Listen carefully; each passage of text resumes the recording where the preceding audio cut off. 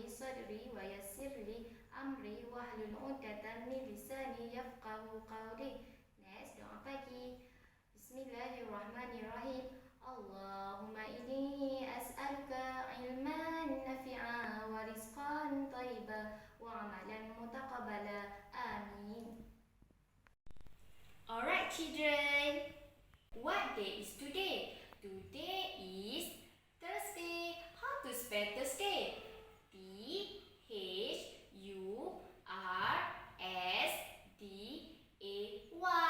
Thursday. Thursday.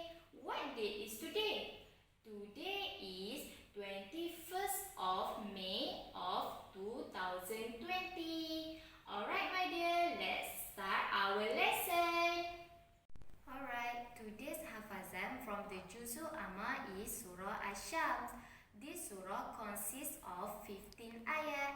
Dalam surah ini membawa maksud matahari, iaitu pada permulaan ayat Asy-Syams. Di dalam surah ini menceritakan tentang kaum Samud yang telah dihancurkan oleh Allah kerana kederhakaannya. Jadi surah Asy-Syams ini memberi dorongan kepada manusia untuk membersihkan jiwa agar mendapat keberuntungan di dunia dan juga di akhirat. Selain itu, kalau kita tak dengar ataupun melanggar perintah Allah, mesti kita akan mendapat balasan daripadanya. Alright dear, let's learn science together. Now turn to page 25. Okay dear, today we want to learn about the different parts of plants. A plant has a stem, roots, branches and leaves. Plants also bear flowers and fruit. As I told you, plant has fruit, flower. Can you see the flower?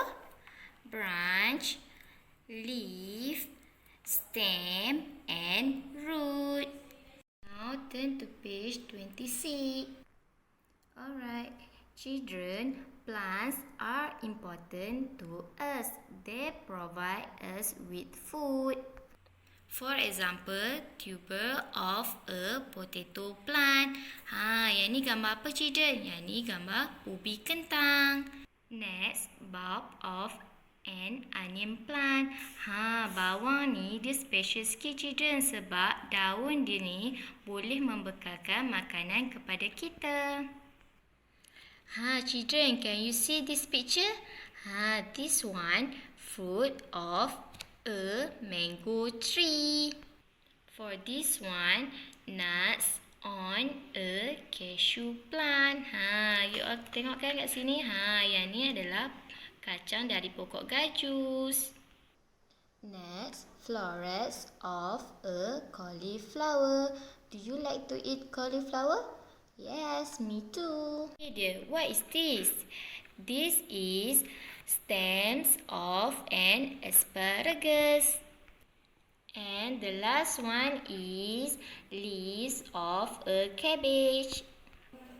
Let's move to page 27.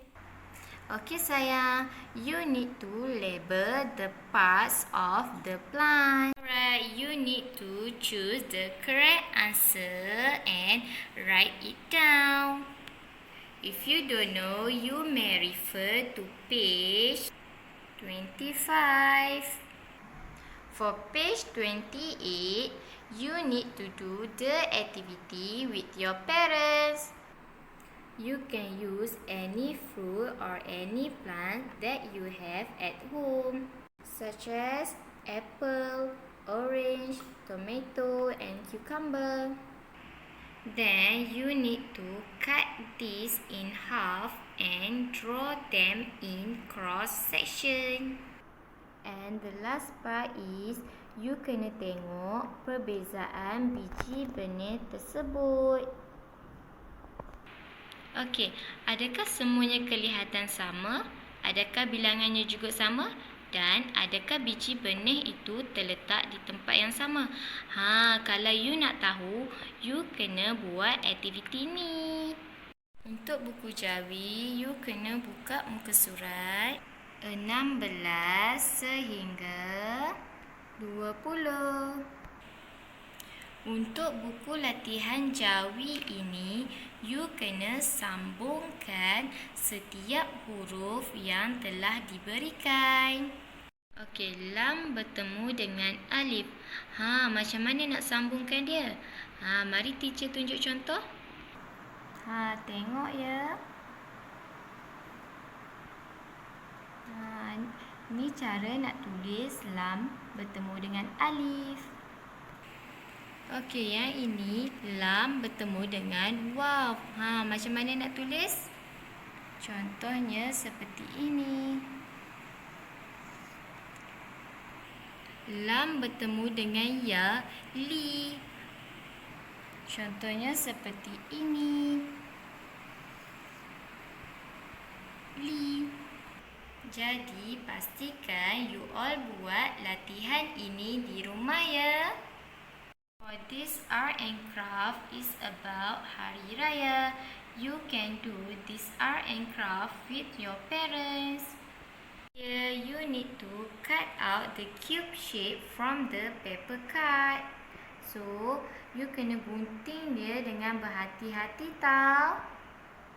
After you cut and make the cube, paste this yellow ribbon around it. Then, paste the transparent paper on the card to cover the hole. Lastly, paste the cube on the card and write the words Selamat Hari Raya Aidilfitri with chalk or anything. And the result will be like this. Alright children, don't forget to do the homework. Please subscribe to our channel and click the notification bell to stay updated. See you again. Bye.